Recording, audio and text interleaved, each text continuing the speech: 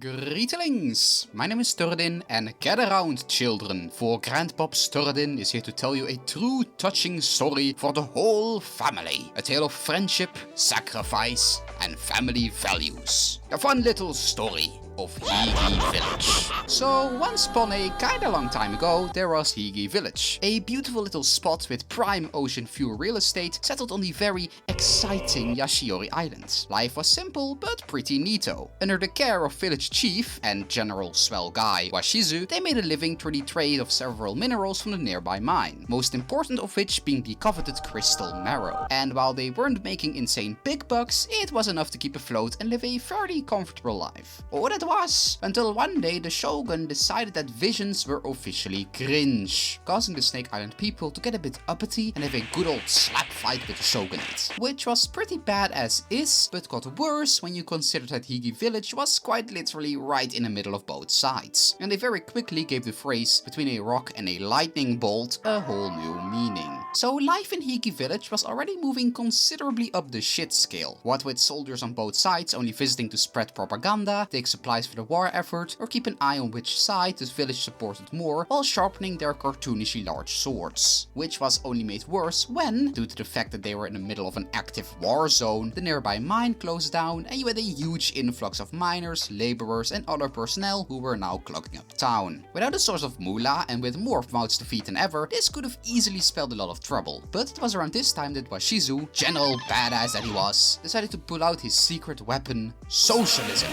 By pulling together the town's resources and distributing them equally, he managed to keep things from completely collapsing in on itself. And he even worked very closely with the local doctor, Naoko, and her stupid apprentice whom he did not trust for shite, to keep a close eye on the people's overall health. And with this, our village survives another day.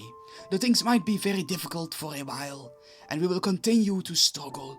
I am confident that one day, sooner than you might think, these troubled times will pass, and we will return to a brighter, simple... Hey, why does the air taste funny? As if the shit skill wasn't already going down bad enough, things got considerably worse when a couple of Snake Island soldiers snuck onto the island and destroyed these 4 stone thingies. Why is this a problem, you may ask? Well, for one, they looked really cool. A few nice decorations go a long way to make something feel more homely, and they really fit in with the overall aesthetic. As for the second, they were keeping the evil magic radiation that constantly pissed out of a dead god's corpse contained. And after long and arduous study into the science behind radiation and its effects on humans, I can confidently tell you that ain't good.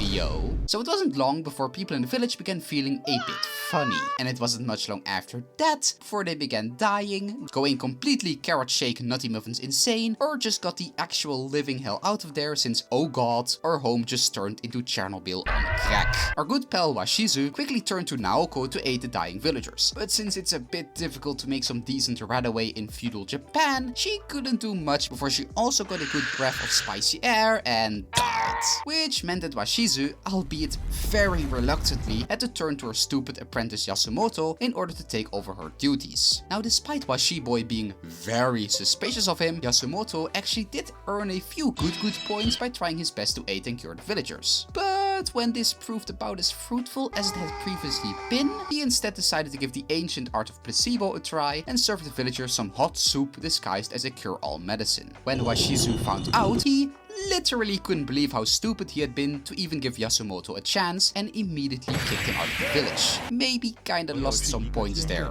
Yasumi boy. And instead continued trying to keep everything together all by himself. All while his mind began slowly eroding due to the magic voodoo radiation. We now interrupt your regularly scheduled programming to shift our focus to the Zushi family. Now, the Zushi were a pretty basic family. You had a husband and wife, let's call them Tim and Angerat, living together with their son Shuji. When the heir began getting a little bit of that extra je ne sais quoi, Tim began feeling a bit ill. So he did what any good husband and father would do and dipped out immediately without telling his family. He was picked up by a band of nearby pirates who nursed him back to health for a bit. But when they suggested also picking up his family so they could all get out safely, he dipped once again. Something even the pirates thought was a bit cold-hearted of the guy. Not long after, Angerat also began getting a bit of tummy pain. And fearing the worst, checked in with the exiled consult Yasumoto, who discovered that it actually had nothing to do with the arcane radiation poisoning and that she even seemed to be largely immune from its effects. Realizing that she could very well be their key to success, Yasumoto sent those same pirates a quick message on Skype and managed to get Angerat on a boat towards Sumeru, since they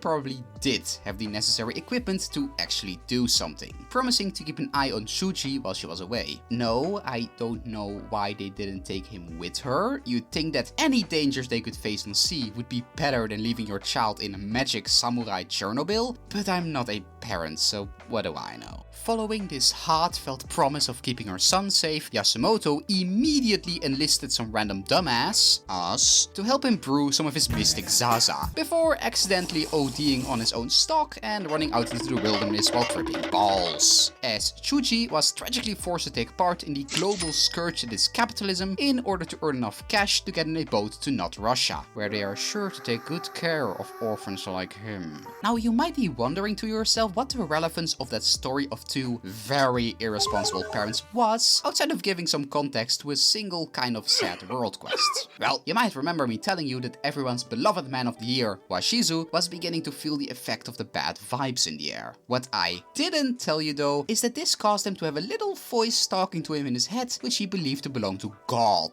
No, not that one. Not that one either. No. You know, never mind. Point being, he was going cray cray. And he went fully cuckoo for cashews when Angra dipped out as well, since the almighty Ocelot God had convinced Washerman that she was special, and that by her leaving he had been greatly angered and required sacrifice to please him again. Now, obviously, our boy wasn't so easily swayed, and wouldn't so easily turn his blade upon the people he had been trying to protect for years. He was a man of integrity, of compassion, and of generosity, and he would never... Come on, man, no. So sacrifice the almighty Blahaj demanded, and sacrifice he did. First the sick, then the healthy, then everyone he managed to get his hands on. From men to women to children to elderly, untold amounts of people were bloodily murdered and sacrificed to his almighty God. Friends, family, strangers, it made no difference. When the available bodies began emptying out, he would turn to luring in travelers and passers-by with the belongings of those he had slain, counting on their greed to let their guard down and turn their backs long enough for the finishing blow to land. Or at least it was, until he ran into a very peculiar traveler. Thanks, guys.